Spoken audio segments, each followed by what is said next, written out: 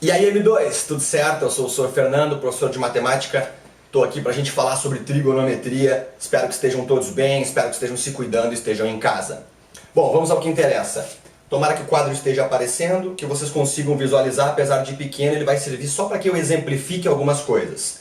Então, primeiro retomando conceitos básicos de trigonometria, coisas que vocês já sabem, já viram no livro, nós já falamos a respeito. Eu vou só retomar rapidinho. Arcos e ângulos. Bom, arcos e ângulos. Arcos são segmentos de circunferência, né? Então o arco está ligado ao arco e flecha. Qual é o movimento que um arco faz quando a gente puxa?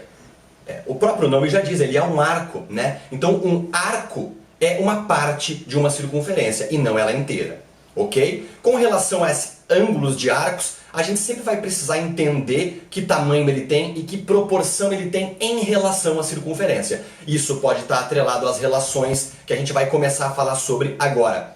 Que relações trigonométricas são essas? As relações de medidas de arcos e ângulos. Então podemos medi-lo através de graus ou de radianos. Graus, a gente sabe que uma circunferência tem 360, radianos são 2π. Se π vale 180, a circunferência inteira tem 360 graus. Essas são as relações de unidades de medidas, essa é a circunferência trigonométrica que está aqui ao nosso lado. Certo? Uma circunferência normal de 360 graus. Arcos côngruos, que é outro conceito que vocês já têm entendido, que nós já falamos a respeito, inclusive acredito que já tenham trabalhado sobre. Côngruo é o arco, é a diferença de arco em relação a voltas inteiras. Como assim? Bom, 420 graus representa quanto? Quanto é uma volta inteira? 360 graus. Então 420 graus são uma volta inteira e mais 60 graus. O arco côngruo a 420 graus é 60. É ele que nós usamos para medir ou para interpretar os valores de seno, cosseno e tangente, que nós começaremos a falar agora a partir das funções trigonométricas. Tendo entendido esses conceitos básicos, falamos sobre funções trigonométricas e vamos começar a entender a ideia de seno, cosseno e tangente de valores reais, certo? Então aqui está a nossa circunferência trigonométrica. Aonde está o seno? O seno está atrelado ao eixo Y, o eixo que a gente chama de eixo das ordenadas. E o cosseno está relacionado ao eixo X, o famoso eixo das abscissas. Gravem esses nomes, eles são fundamentais. Eixo da ordenada, que é o eixo vertical, atrelado a Y. Eixo da abscissa, que é o eixo horizontal, atrelado a X. Certo? Tendo esse entendimento básico, analisemos a circunferência trigonométrica. Por que os valores de seno são positivos acima e negativos abaixo? Porque é do eixo Y que estamos falando. Onde no plano ortogonal, no sistema ortogonal, os valores do eixo Y são positivos? Acima. Por que os valores de cosseno são positivos à direita e negativos à esquerda? Porque quando falamos dos valores de cosseno, estamos falando no eixo X, o eixo das abscissas, perdão. Então ele é positivo à direita e negativo à esquerda. Fechou? Temos esse entendimento já falávamos sobre isso em aula, mas retomamos agora. Além disso, os valores notáveis de seno, cosseno e tangente. Já sabemos os valores notáveis de seno e cosseno. O valor de 0, 30, 45, 60 e 90 graus, que são os usuais e que a gente sempre sabe. Valor de seno, vamos usar como exemplo o seno. Valor de seno, 0 grau. 0 grau, 0. 30 graus, 1/2. 45 graus, raiz de 2 sobre 2. Lembrando que 45 graus está exatamente no meio, então ele é o mesmo valor de seno e cosseno. O seno e o cosseno de 45 são raiz de 2 sobre 2. Dando sequência, o seno de 60, raiz de 3 sobre 2, e o seno de 90, 1, uma unidade. E os valores de cosseno? Bom, volta. Se nós fomos crescendo no seno, nós voltamos decrescendo no cosseno. Faz sentido? Tenho certeza que sim. Falávamos sobre isso em aula. E os valores de tangente? Bom, tangente nós falaremos depois, em um outro vídeo, ou de uma outra forma, um podcast, enfim. Mas os valores de tangente são extremamente relacionados aos valores de seno e cosseno, porque o valor da tangente é seno sobre cosseno. Então aí a gente já sabe. Quer saber a tangente de 30? seno sobre cosseno de 30, a gente chega a essa conclusão.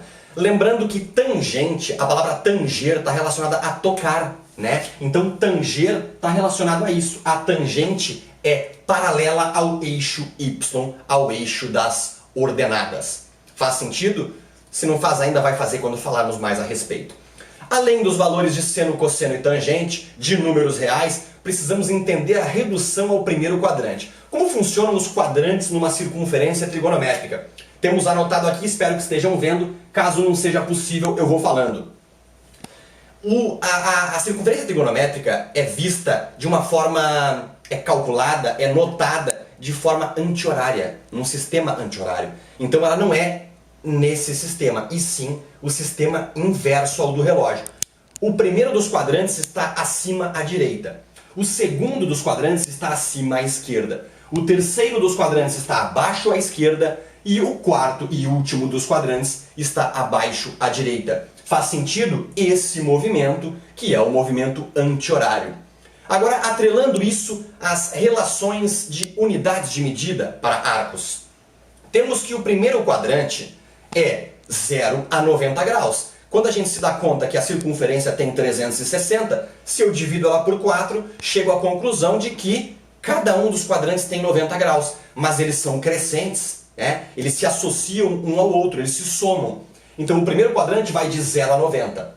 O segundo vem de 91 a 180. O terceiro vem de 181 a 270. E o quarto e último quadrante vem de 271 a 360 graus ou 0 graus, quando a gente tem uma circunferência inteira. Faz sentido? Espero que sim e acho que sim. Dando sequência.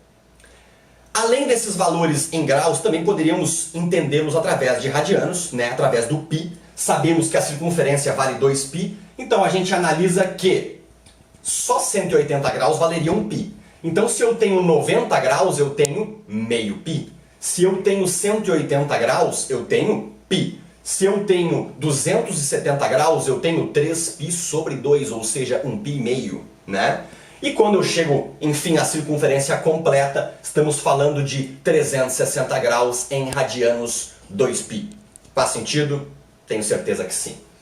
A última das coisas que precisamos falar é sobre os arcos maiores do que 360 graus.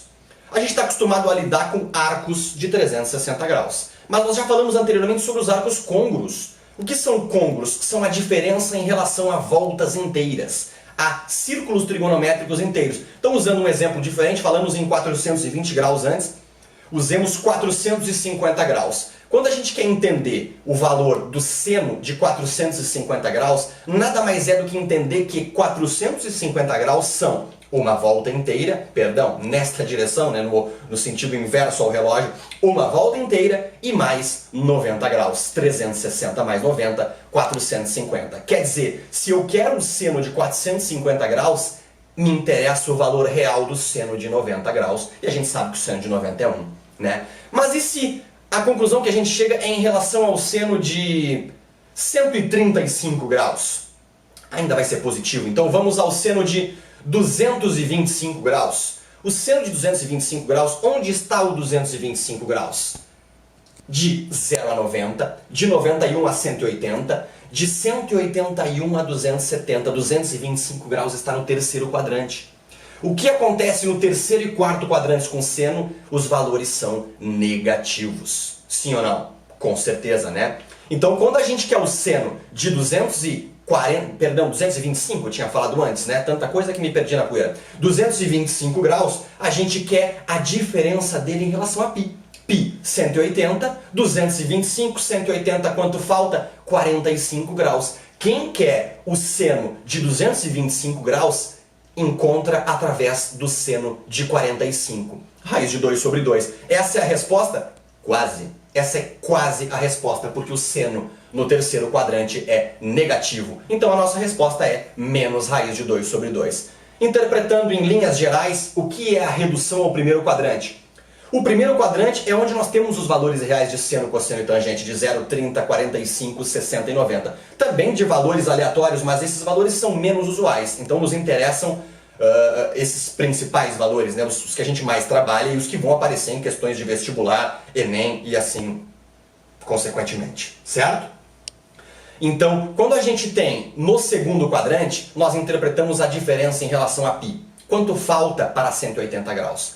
Quando a gente tem no terceiro quadrante, a gente também interpreta a diferença em relação a π, mas o quanto passou.